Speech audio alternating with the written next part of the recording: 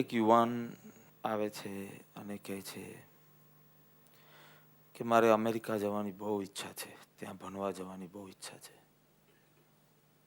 તીવ્ર અભિલાષા છે, કહો તો ઘેલછા છે, પણ મારી પાસે કોઈ તૈયારી નથી, મારી પાસે પૈસા નથી, વિઝા નથી, સ્પોન્સરશિપ પણ નથી,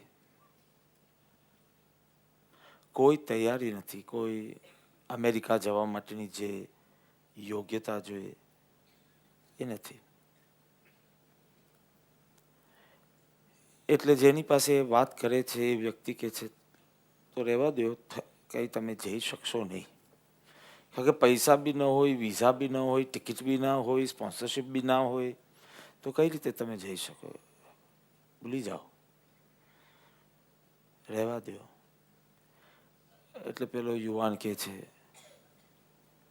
રહેવા તો નહીં જ દો, ગમે તેમ રસ્તો શોધી કાઢીશ. પેલો વ્યક્તિ કે એક મિનિટ માટે આ જવાબ સાંભળીને હું શાંત થયો.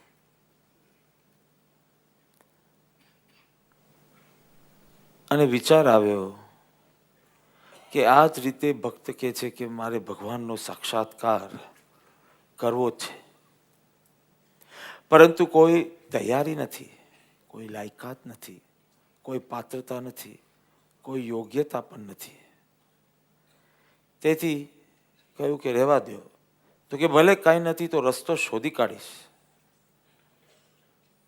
અને જો આવી ઘેલચા હોય ને કે રસ્તો શોધી કાઢીશ, પણ ભગવાનને પ્રાપ્ત કરવાનો પ્લાન ડ્રોપ તો નહીં જ કરું, એ પ્રાપ્ત કરશે જ.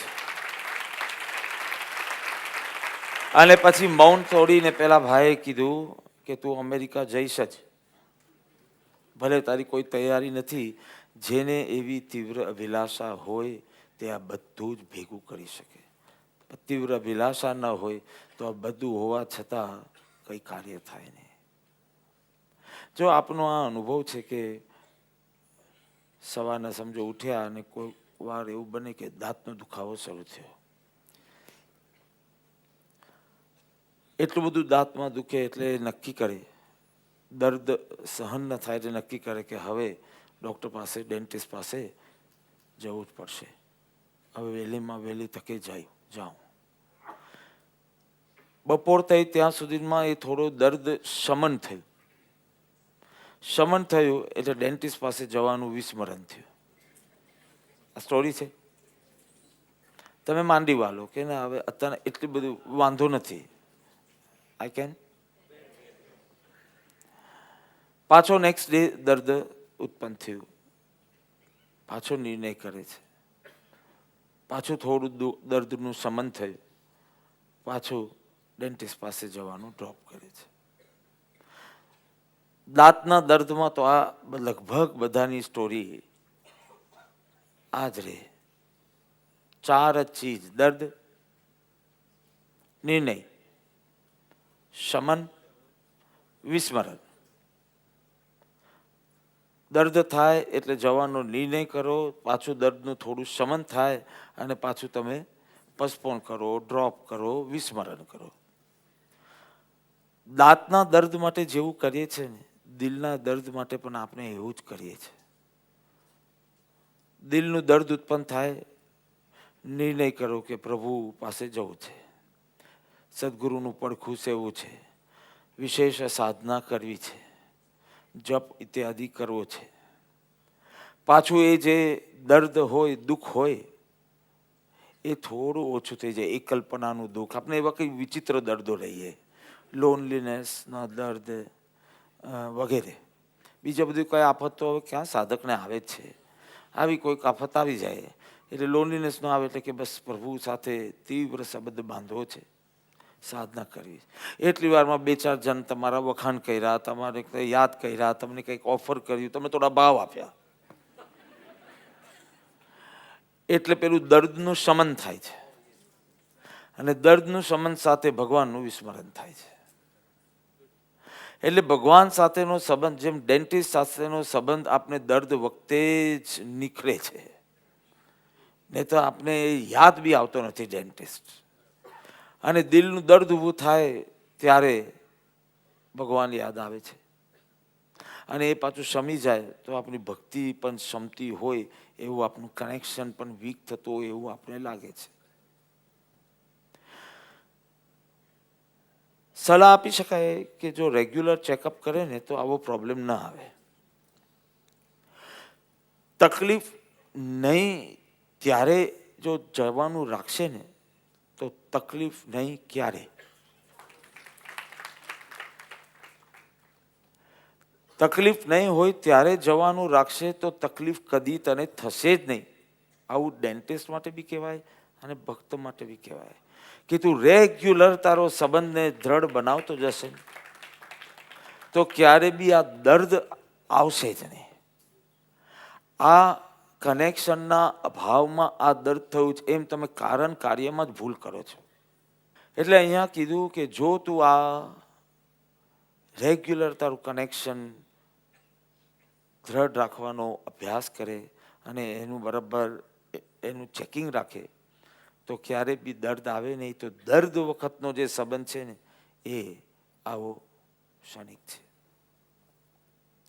એક જણાએ મને પૂછ્યું કે આ કઈ રીતે કનેક્શન, અને કનેક્શનની અંદર સમજાય એના માટે પ્રેમ, શ્રદ્ધા અને અર્પણતાના ભાવ એ એકદમ પીક પર રહે એ માટે શું કરવું. મેં કીધું એક વખત એક નગરમાં પૂર આવ્યા, ફ્લડ્સ, અને એ પૂરનું જોર એટલું બધું વધી ગયું કે બધાને લિટરલી ઘરની બહાર નીકળી જવું પડ્યું. બહુ બધી ચીજો પડી ગઈ, તૂટી ગઈ, વહી ગઈ, અને ઘરમાં પણ પાણી ખૂબ અંદર ભરાઈ ગયું. પછી પૂર ઉતર્યા એટલે પછી જે બધા ઘરવાળા જે ઘર છોડીને નીકળી ગયા તે પાછા ઘરમાં આવ્યા. બહુ બધી ચીજ તૂટેલી, બગડેલી, સડેલી હતી એ બધું સાફ કર્યું. જે બી બધું કરવાનું હતું સમારકામ વગેરે કર્યું. ભીતને પાછો રંગ લગાવ્યો કારણ કે પાણીના કારણે બધું જ બગડી ગયું હતું. આટલું કર્યું તો સમજાય કે આખું રેનોવેશન એને કરવું પડ્યું. પણ એક ચીજ એને એક્સ્ટ્રા કરી. શું? તો કે પાણી જે અંદર ભરાયું હતું એ જે લેવલ સુધી ભરાયું હતું ને ત્યાં નિશાની કરી, અને એ માર્ક કર્યા પછી જ્યારે જ્યારે બી એને ત્યાં કોઈક આવે, કોઈ ગેસ્ટ આવે એટલે પૂછે કે આ માર્ક શું છે આ દિવાલ પર? તો કે આ માર્ક, આ નિશાની છે એ પૂર વખતની, કે આ પૂર આવ્યા હતા, આવો કોઈ પ્રસંગ મારા જીવનમાં બન્યો હતો અને ભગવાનની કૃપાથી અમે બચી ગયા. તો કે બચી ગયા એ બહુ સારું છે, પણ આ નિશાની કરવાની શું જરૂર છે? તો કે માણસની યાદ શક્તિ બહુ ટૂંકી છે. ઉપકારો વેદે છે પણ ઉપકારોનું સ્મરણ રહેતું નથી, અને ઉપકારોના સ્મરણ થકી જ શ્રદ્ધાની દ્રઢતા થાય છે. એટલે ઉપકાર ભૂલાય નહીં ને એના માટે દરેક ઉપકાર પછી તમારા જીવનમાં એક નિશાની કરી રાખવાની, અને નિશાની વારંવાર જોયા કરવાની. આવી સ્થિતિમાં હતી ત્યારે આવો ઉપકાર, કોઈક છે ને ખાવાની ચીજનો ત્યાગ કરીને નિશાની રાખે, પણ નિશાની રહેવી જોઈએ ખાલી વોલ પર નહીં, તારા જીવન પર, તારા મનમાં, અથવા તો બહાર પણ કર કે જે તને સ્મરણ કરાવે. કારણ કે ગમે તેટલું આજે તમારા આંખમાં આંસુ છે ઉપકારોના વેદનથી, પણ એ ભૂલતા વાર લાગતી નથી, અને એ ભૂલી જવાય છે એટલે જ પ્રસંગે શ્રદ્ધા ડગી જાય છે. શ્રદ્ધા ડગવું એટલે એ પુરુષ ખોટા છે એમ નહીં, એ તો સાવ માર્ગની બહારની વાત છે. પણ એ હવે મને ચાહે છે કે નહીં હવે આઈ ડોન્ટ નો, મારા કલ્યાણને ઈચ્છે છે કે નહીં આઈ ડોન્ટ નો. એવી જાતની એમની કરુણા અને એમની કલ્યાણ ભાવના અને એક જે એ પ્રસંગે ડગી જાય છે, અને ચિત્ત થોડા નિરાશાના વાદલામાં અટવાઈ જાય.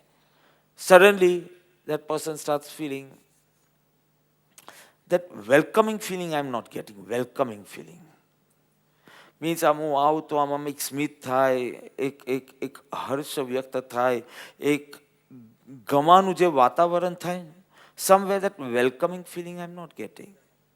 હવે જેનું સંકેત બહુ દૂર હોય તેને એમ લાગે એ બદલાઈ ગયા છે, જેનું સંકેત નિકટ હોય એને એમ લાગે કે મારી ભક્તિમાં કોઈ ખોટ છે. નહીં તો આવી ફિલિંગ કેમ આવે? પરિચય વધુ ઓછો સાથે સંબંધ નથી.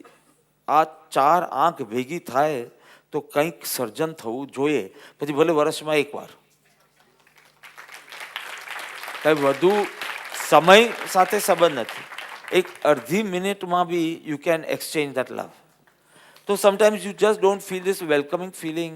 એટલે શ્રદ્ધા, નિરાશા, કડવાશ તો ના બોલું પણ નિરાશા આવવા લાગે, અને એ શ્રદ્ધા ડગે એટલે આખો પુરુષાર્થ ઢીલો લાગે.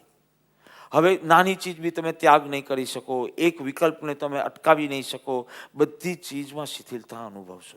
કારણ કે શ્રદ્ધામાં ખામી આવી ને, શ્રદ્ધા જ પેટ્રોલ છે. શ્રદ્ધામાં જેવી ખામી આવી એટલે બધી ચીજમાં શિથિલતા આવવાની. તો હવે આ શ્રદ્ધાને મજબૂત કેમ રાખવી? તો કે નિશાનીઓ કરી રાખ. તારા દિવાલ પર 100 નિશાનીઓ હોય તો તારી શ્રદ્ધા ડગે કેવી થાય? આ તો એક છે, આવા પ્રસંગે મને સાથ આપ્યો તો, આવા પ્રસંગે મને હાથ આપ્યો તો, આવા પ્રસંગે આ વાત સાચી છે કે એટલી બધી નિશાની, અને જેટલી નિશાની વધારે કરશો ને એટલી ચર્ચા બી વધારે કરશો. કારણ કે તમે બધા જલેબી ગાંઠિયા ખાવા નહીં, બધા રસ પીવા બેઠા છે અને તમે રસ લેતા નથી. કેટલા થાકેલા છો, રસ પીતા નથી. એટલે કે કેમ રસ પીતા નથી? તો કે જબરદસ્ત ઉપકાર મારા ઉપર પરમ દિવસે થયો હતો, એટલે મેં 1 અઠવાડિયા માટે રસનો ત્યાગ કર્યો. આ નિશાન. એટલે ચર્ચા થઈ. ચર્ચા થાય એટલે પેલો પણ એનો અહોભાવ વ્યક્ત કરે, અરે તમારી શું વાત કરું, મારી એક વાત કરું. તો કે આવું તો મારી સાથે સેંકડો વાર થયો, એમ કરીને પાછો તું બોલો. આજ તો ભક્તોનો સત્સંગ છે, બીજું શું છે? નારદ ભક્તિ સૂત્રમાં તો સ્પષ્ટ કીધું, ભક્તોએ એક જ ચર્ચા કરવાની હોય, એના સદગુરુના ઉપકારોની, બીજી કાંઈ નહીં. હવે આ ચર્ચા કરશો એટલે શું થશે? વધુ ને વધુ ઉપકારોનું સ્મરણ થશે. એટલે જે પેલી શ્રદ્ધા મન થઈ ગઈ ને કે now he does not love me so much as before. You go, how can I say that? આટલા ઉપકાર તો કોઈ વાર આખા સંસારમાં એક મારા ઉપર જ થયા હશે.